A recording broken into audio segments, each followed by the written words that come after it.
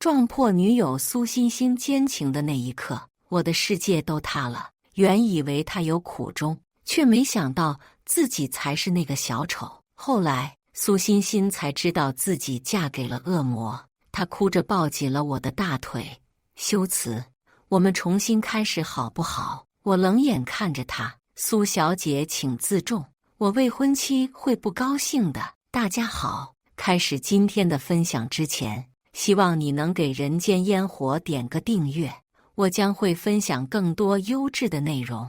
我连续加班1个月，就是为了今天能和女友苏欣欣求婚。刚出差回来，我马不停蹄赶到店里，拿上早就预定好的鲜花和蛋糕，迫不及待地推开了门。映入眼帘的是散落一地的衣服和断断续续的呻吟声。是我厉害，还是你那个废物男友厉害？哥哥坏！脑子嗡的一声，脚步好像有1000斤重，我定在了原地，手中的花和蛋糕不知何时掉落在地上，身体瞬间燥热，感觉全身的血液直往上冲。我一脚踢开卧室的房门，床上此时正在激烈运动的2人瞬间愣住了。男人率先反应过来，一把扯过被子裹住肥胖的身体。苏欣欣就这么赤身裸体暴露在空气中，她的身上斑斑点点，布满红痕，刺痛了我的眼睛。我咬紧后槽牙，一拳打在男人脸上。趁他被打倒，我干脆跨坐在他身上，狠狠发泄着。苏欣欣急了，一边企图拉住我的手，一边骂：林修辞，你住手！我不准你打他，你快停手！我求你了，你是疯了吗？我报警了。男人被我打得半边脸都肿了，我终于脱力住了手，猩红着双眼看向苏欣欣：跟我出来。苏欣欣慌乱地把手放在男人鼻子下面探了探，确定还有气息，这才松了口气，抱着手跟着我来到客厅坐下。他翘着2郎腿，愤愤地看着我：既然今天被你撞破了，我就实话实说，里面那个男人是我的新男友陈向南。林修辞，我们分手吧。我强压着怒气，我比他差在哪？苏欣欣眼皮都没抬，自顾自欣赏着左手上那颗闪闪发光的钻戒。2年零11个月。林修辞，我不想再跟着你过苦日子了。你没钱，他有钱，单凭这一条，我就会毫不犹豫地选择他。心中酸涩无比。这些年，苏欣欣在我身边确实过得不太富裕，可我每个月的工资都如数上交，把我的全部都捧在她面前了。我心软了，祈求着她：欣欣，你是不是有什么苦衷？是不是不缺钱了？只要你说出来，我都愿意帮你。这件事我也可以既往不咎。时间1分1秒过去，苏欣欣沉默了一会儿，终于开了口：林修辞，我跟你说实话吧，和你在一起之前，我就已经在会所里陪酒了。你对我很好，所以我才选择跟你在一起。我努力去适应，可是后来我发现这不是我想要的生活。房间里那些骗你是 A 货的衣服、包包、首饰都是真的，而这些你都给不了我。这些年，我有过很多男人，但他们都不愿意娶我。他晃了晃手，向我展示了那颗闪亮的钻戒。看到了吗？这么大的钻戒，你这辈子都买不起。苏欣欣的嘴唇一张一合，我的视线逐渐模糊，眼前的苏欣欣和记忆中女生的重影迅速分离。我快不认识她了。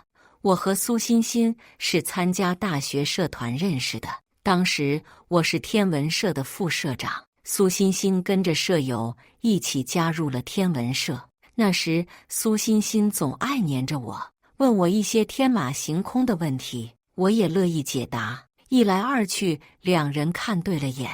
我们像普通的大学情侣一样，一起去食堂吃饭，一起绕着跑道散步，一起去图书馆突击复习。校园里承载了我们太多甜蜜的记忆。大学毕业后，我成功入职一家科技公司。苏欣欣说自己社恐，还不想太早融入社会。我心疼她，只好没日没夜加班加点的工作。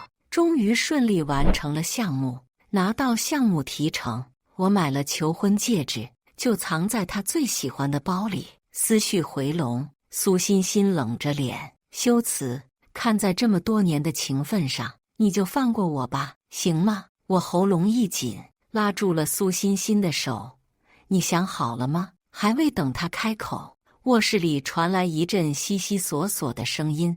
陈向南醒了，听到动静，苏欣欣转过头，面露不耐烦，一根一根掰开了我的手指。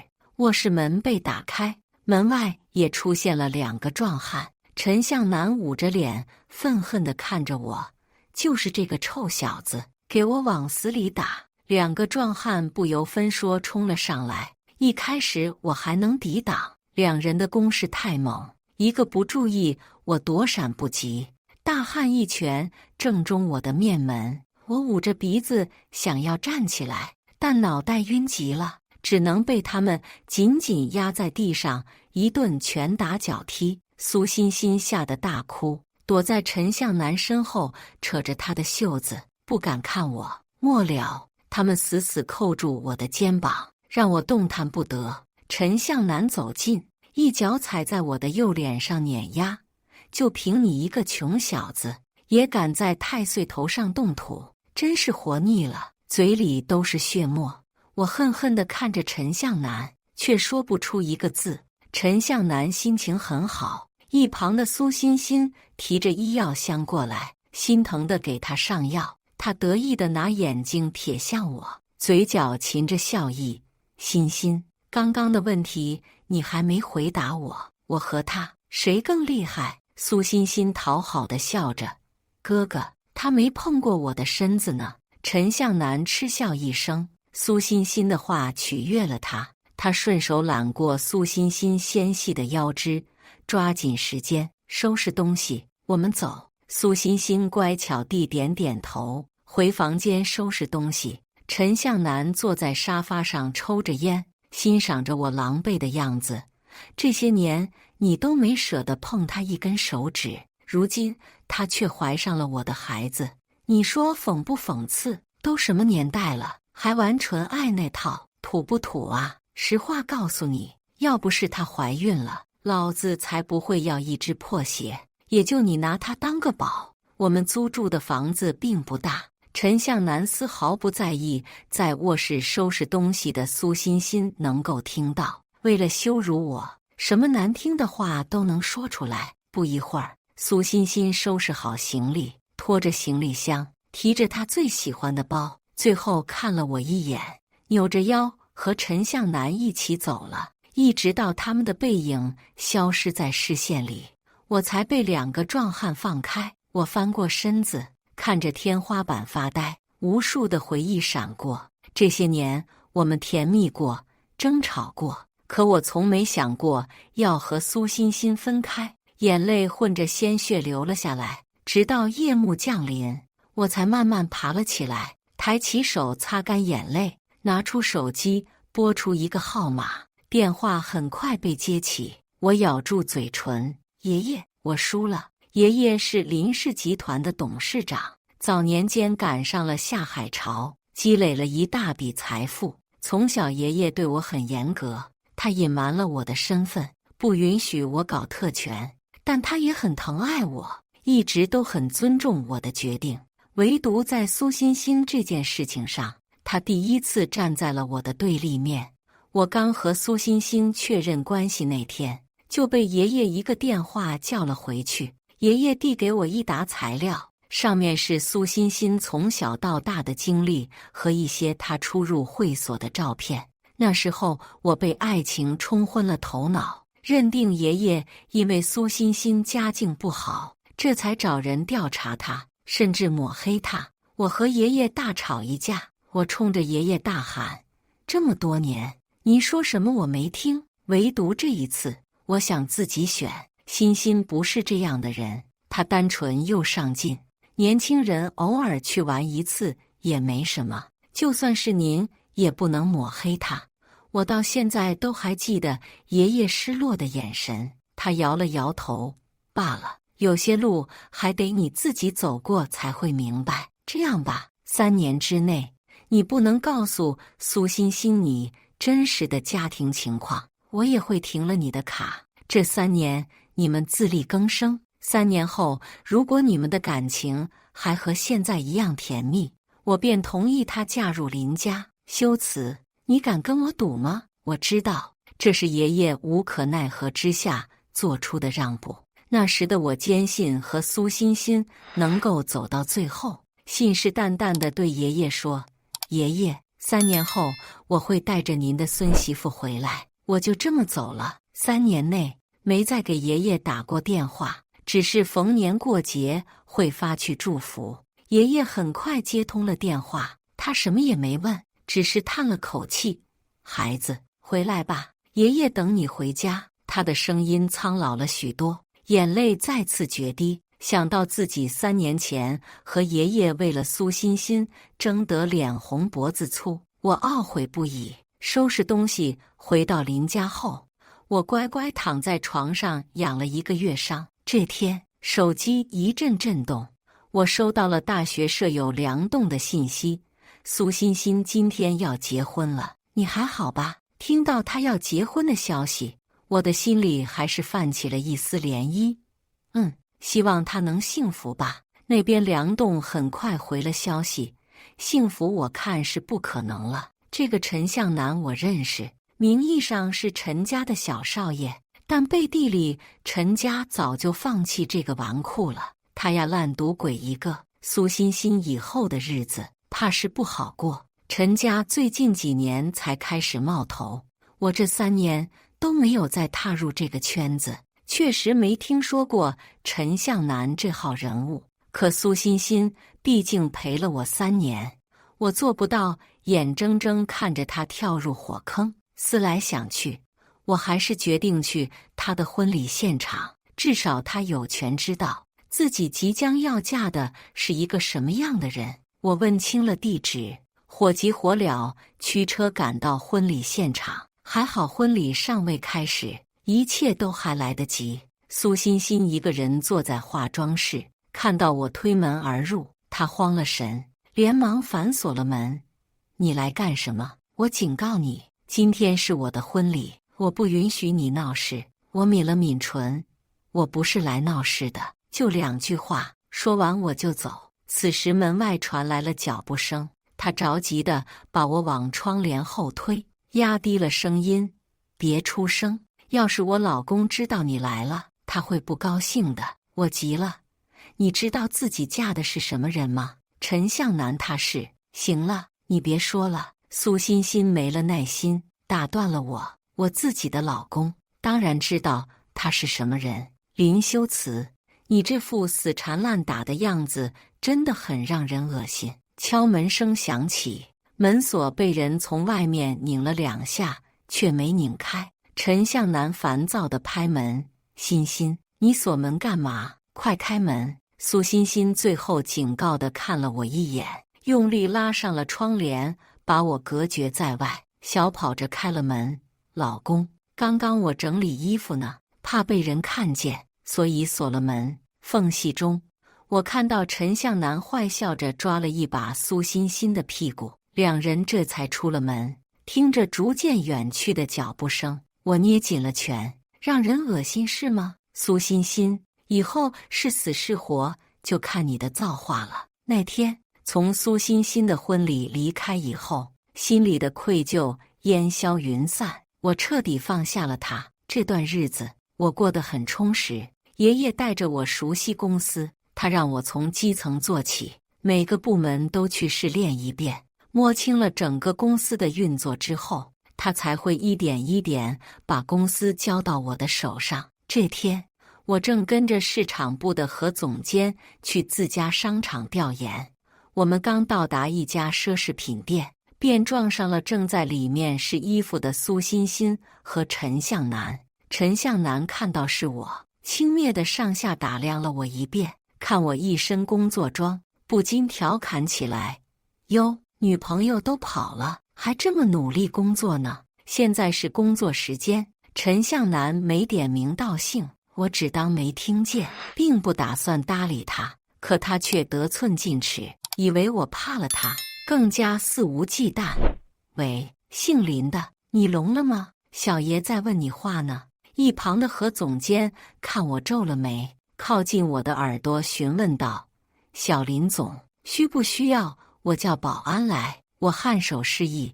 陈总监拿起电话走到一旁。苏欣欣从试衣间里出来，刚好看到我和陈向南剑拔弩张的场面，他挡在陈向南身前，一把推开了我。林修辞，你烦不烦？他指了指左手无名指上的钻戒，看清楚了，我已经结婚了，你到底还要纠缠我到什么时候？人在无语的时候是真的会笑，此刻我真的被眼前的两人气笑了。何总监打完电话，走到了我的身边，语气恭敬：小林总，已经按照您的吩咐办妥了。他并没有刻意压低声音，苏欣欣和陈向南自然能够听清，纷纷瞪大了双眼，异口同声道：小林总，不装了。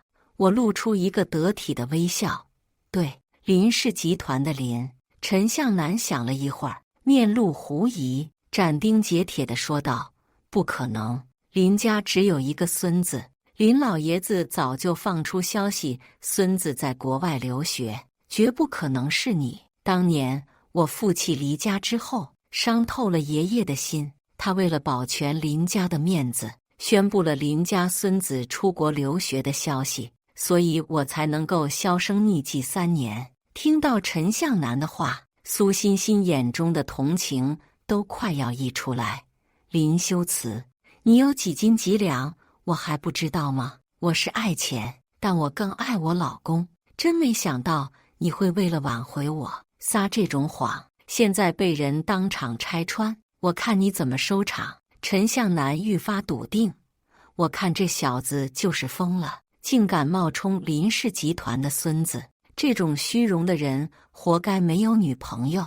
噔噔噔，身后传来急促的脚步声，一个骄傲的女声响起：谁说他没有女朋友？我转头，女人身后跟着一群小跑着的保安冲了过来，来人竟是周子毅，我的高中同桌。自从他转校过来，被班主任安排坐到我的身边以后，我和他每天都少不了争吵。一会儿嫌弃我翻书的动静影响了他睡觉，一会儿骂我超过了38线。更过分的是，他说我作为他的同桌成绩太好，害得他回家被爸妈修理了一顿。在这之后，我看他就像在看一个精神病院在逃病人，渐渐不再理他。不知从哪天起，我身边的座位空了，周子毅再也没来过。后来我才从爷爷的口中得知他出国了。这么多年没见，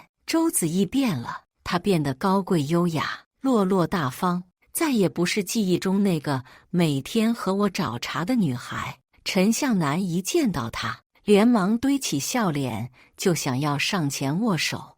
赵总，我和您的秘书约了好多次都没见到您，没想到今天在这碰见了，真是缘分啊。周子毅连个正眼都没给他，径直走到了我身边，自然地挽起了我的手臂。刚刚哪个不长眼的说修辞没有女朋友，都给我听好了，我周子毅就是他的正牌女友。周子毅的话就像一颗惊雷，雷到了在场的所有人，包括我。在我惊讶的眼神中，他悄悄掐了掐我的手臂，含糊着说：给你撑面子呢，别给我丢脸啊。我心领神会，递给他一个了然的眼神，顺势握住了他的手，向大家介绍一下我的女朋友，天海集团的大小姐周子毅。不得不说，周子毅是懂如何气死人的。他把头靠在我的肩膀上，皱着鼻子，一脸嫌弃地看向苏欣欣。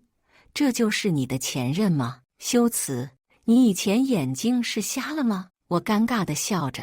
周子毅直勾勾盯着苏欣欣，再次嘲讽道：“什么档次，敢跟我比？这些年我对苏欣欣百依百顺，她早就被我惯坏了，哪里受得了周子毅的嘲讽？”他大骂着，抬起手就往周子毅的脸上甩。周子毅是为我撑场面的，我哪能让他受了委屈？当即制住了苏欣欣高高扬起的手。陈向南一直想和天海集团合作，当然不会容许苏欣欣搞砸了这个机会。他当机立断，扯过苏欣欣，一巴掌扇在他的脸上：“贱人，别跟我添乱，搞砸了合作，看我怎么收拾你！”苏欣欣被打歪了身子，崩溃大哭，手上还不忘拍打着陈向南：“你的良心是被狗吃了吗？我还怀着你的孩子，你竟然为了一个外人打我！”我撇头示意保安，他们冲了上去，想要分开两人。可苏欣欣情绪太过激动，竟失手抓破了陈向南的脸。陈向南娇生惯养，哪里吃过这种亏？冲动之下，一脚踢倒了他，鲜血顺着他的大腿流下，越来越多。陈向南见到血，这才停了手。一群人手忙脚乱地叫来了救护车，苏欣欣被送往医院。这场闹剧终于结束了。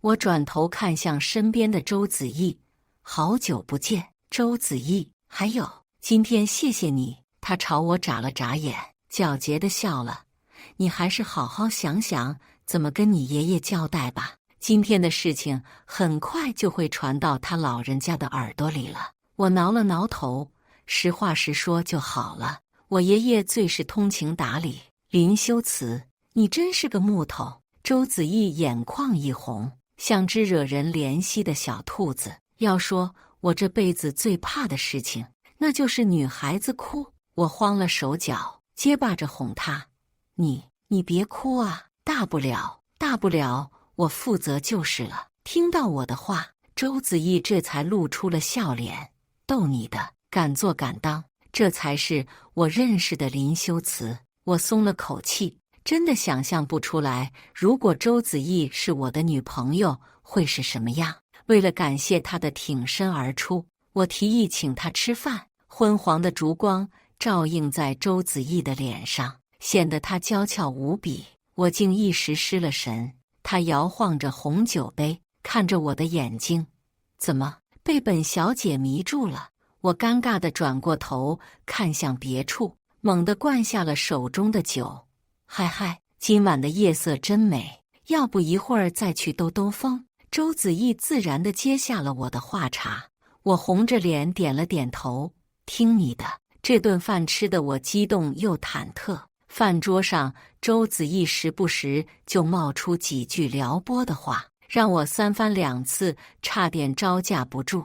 他似乎很喜欢逗我，每次看到我面红耳赤才肯罢休。吃过饭，周子毅大方邀请我坐上了他的敞篷跑车。“你刚刚喝了酒，我来开吧，正好让你见识见识本小姐的车技。”我乖巧拉开了车门，坐到了副驾驶。那今天就有劳我们周大小姐了。周子毅把音乐声音开到最大，一脚油门轰了出去。夜晚的风很凉，就这么直冲冲地撞在我们脸上。可我的身体却不觉得冷，只觉得热血沸腾。和周子毅在一起，我仿佛找回了青春的感觉。这一刻，我的脑海彻底放空。不用再想工作，也不用再想那些乱七八糟的事。这个世界仿佛只剩下我和周子毅。我看着身边单手握着方向盘，身体随着音乐律动的周子毅，心跳突然慢了一拍，脑海里只有一个念头：周子毅真的变得不一样了。正如周子毅说的那样，爷爷很快知道了那天的事。他激动地握着我的手：“你跟爷爷说实话，周家那个小闺女真是你的女朋友？”我无奈，只好把那天的事情一五一十再说了一遍。可爷爷这个小老头却不乐意了。他背过身，嘴里嘟囔着：“我不管，周家那个小丫头，我挺喜欢的，我看她也挺喜欢你的，你自己看着办。”说着竟咳了起来，一副弱不禁风的样子。好好好，我努力就是了。但是如果人家看不上您孙子，您可不能跟我耍赖皮。爷爷这才笑开了眼，这才是我林家大孙子该有的样子。刚哄好了爷爷，周子义就给我打来了电话，语气沉重：“修辞不好了，苏欣欣她流产了。”陈向南借着苏欣欣流产的事，把周子义堵在了办公室，逼着周子义答应跟他合作，否则就要闹得人尽皆知。周子义刚进入天海集团，还没站稳脚跟，不能被人抓住把柄，钻了空子，只好憋着一肚子气，答应了和陈向南的合作。可陈向南为人狡诈，不是一个好的合作对象。我怕他会耍小聪明，害了周子义。我很自责，把周子义卷了进来，还让他陷入这样两难的境地。思来想去，我还是决定亲自替周子义盯好这个项目。决定以后，我几乎一有时间就往周子义的公司跑。多亏了爷爷让我在公司各个部门轮岗，很快我就发现了问题。陈向南胆子很大，他竟然在原材料上偷工减料，用劣质的材料，企图蒙混过关，这无疑是埋下了一颗雷。我拿着检测出来的数据报告找到了周子义，陈向南这个狗东西竟然在原材料上动手脚，这是我送检的报告，每一项都不合格。周子义蹙着眉，快速翻看起来，越看脸色越沉。他生气地把报告摔在桌子上。陈向南这是在用人命开玩笑，我这次一定不会放过他。周子义一个电话叫来了陈向南，他指着桌子上的资料：“看看你做的好事。”陈向南只是随意翻了2页，便明白事情败露了。他毫不在意地丢下了文件，靠在沙发里，翘起了二郎腿。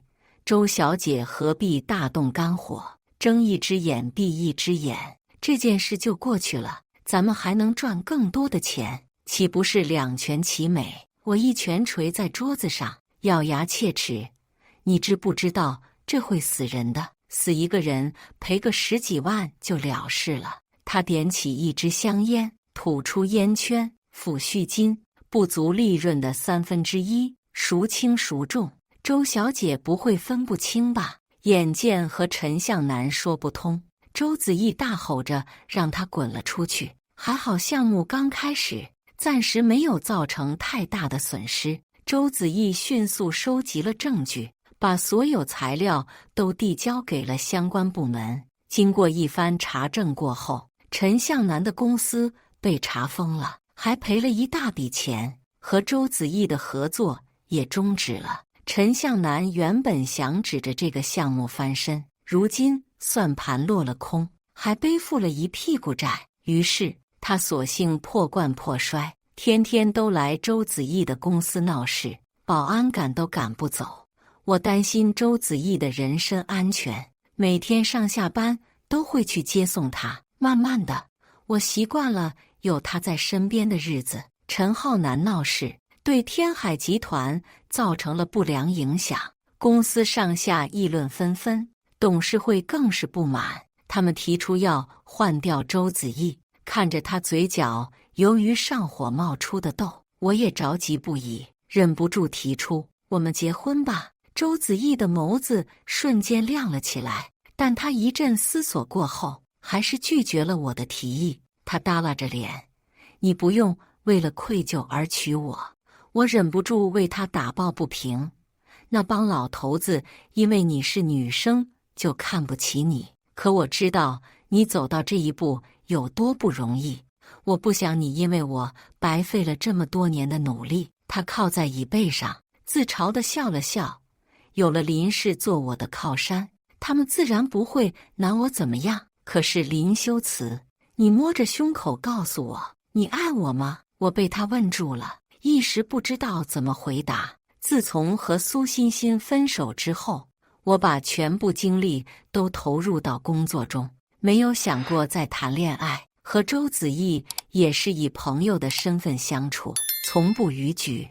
可是有一些瞬间，我确实对他心动过。周子毅看出了我的迟疑，他故作轻松，系上了安全带，转移了话题。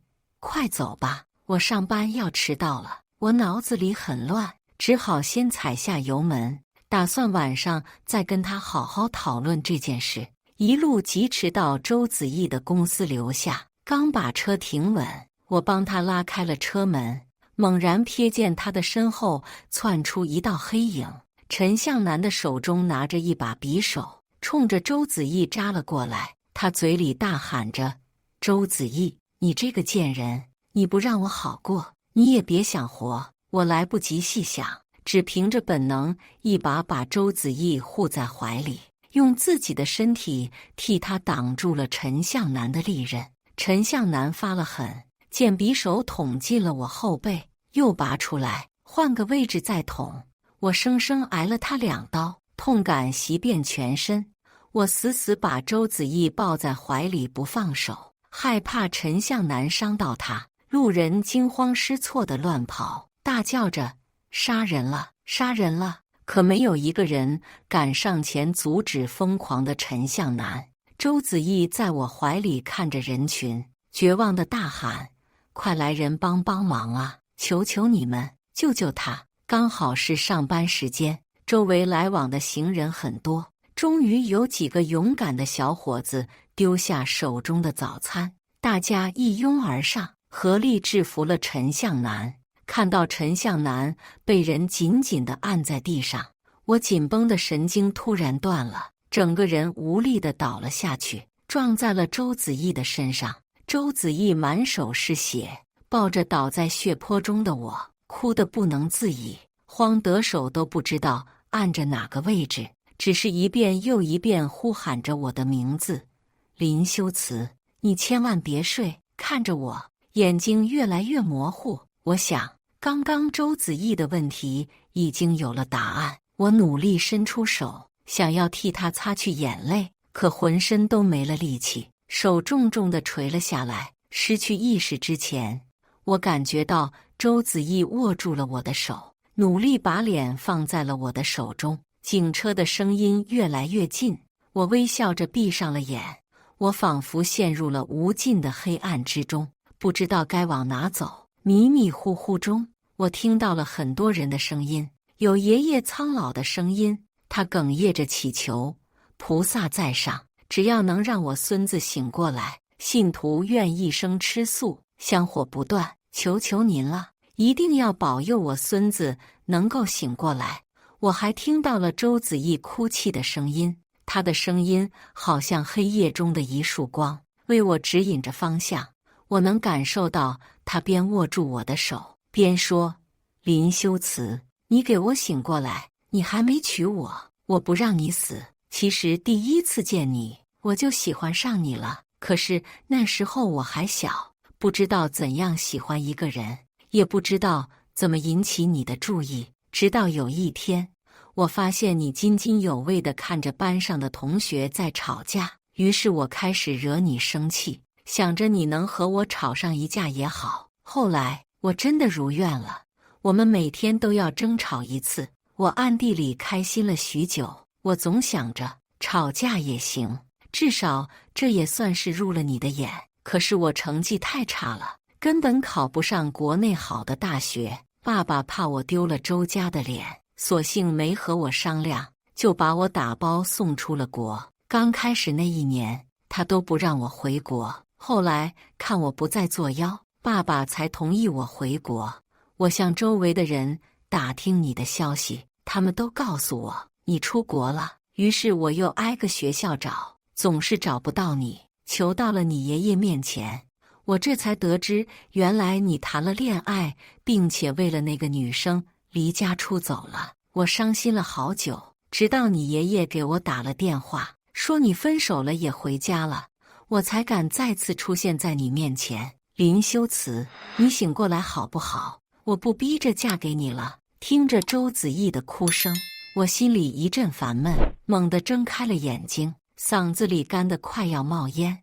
我张了张嘴，只吐出几个模糊的字：嫁给我。周子毅愣了，好一会才缓过神，连忙激动地起身按铃，大叫着：医生，快来！他醒了。几个穿着白大褂的医生涌入了我的病房，他们用各种仪器查看着我的身体。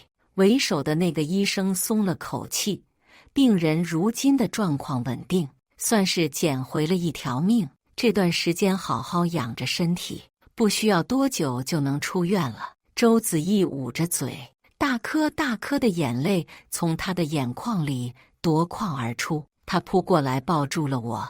林修辞，你刚刚说的我都听到了，没有反悔的机会了。我抬起手轻拥着他，我这辈子都不会反悔。周子毅终于坐了下来，他喋喋不休地和我说着这段时间发生的事。我昏迷了半个月，爷爷急得白头发都更多了。陈家刚开始还想为陈向南求情，在爷爷的雷霆手段之下，还是认了怂。如今陈家也不过是风雨中的浮萍，自身难保。陈向南光天化日之下行凶，证据确凿，被送进了监狱。苏欣欣也在警察的搜查中被救了出来。原来陈向南受不了债主每天的威胁，竟把苏欣欣送给了追债的人，让他用肉偿抵债。他把苏欣欣囚禁在一间狭小的房间内，为了防止苏欣欣自尽，屋子里除了一张床什么都没有。他丧心病狂地把苏欣欣铐在床上，方便那些人取乐。警察破门而入的时候，看到的就是这幅景象。等他们把苏欣欣救出来的时候，他的精神已经恍惚了，口中不停叫着我的名字：修辞，你终于来救我了。我唏嘘不已。如果那天他好好听我把话说完，结局是不是会有所改变，我不知道，也不想深思。周子毅自从答应了我的求婚，心急得很。当医生宣布我马上可以出院时，他就开始忙着准备订婚仪式。他整天忙得不见人影，只请了一个护工陪着我说说话。一天，护工用轮椅推着我出门晒太阳时，碰到了一个很久没再见过的人。苏欣欣看到我，跌跌撞撞地向我跑来，跪在了我的面前，伸出手：修辞，你看，这是你送我的戒指，我找到了，现在我把它戴在手上。我答应你的求婚了，你带我走好不好？我们去很远很远的地方，再也不回来了。我知道你是真心爱我的，我们重新开始好不好？他抱着我的腿，不住地祈求。护工怕苏欣欣触碰到我刚开始愈合的伤口，一把扯开了他。我看着眼前瘦骨嶙峋的苏欣欣，摇了摇头：苏小姐请自重，我的未婚妻会不高兴的。可苏欣欣仿佛没听见一样，嘴里不断大喊着：你明明爱的是我，你怎么可以不爱我？林修辞，你必须爱我！叫声太大，吸引了周围的医护人员，他们纷纷赶来拖走了苏欣欣。待人群散去，我才看到前面的椅子上坐了一个人。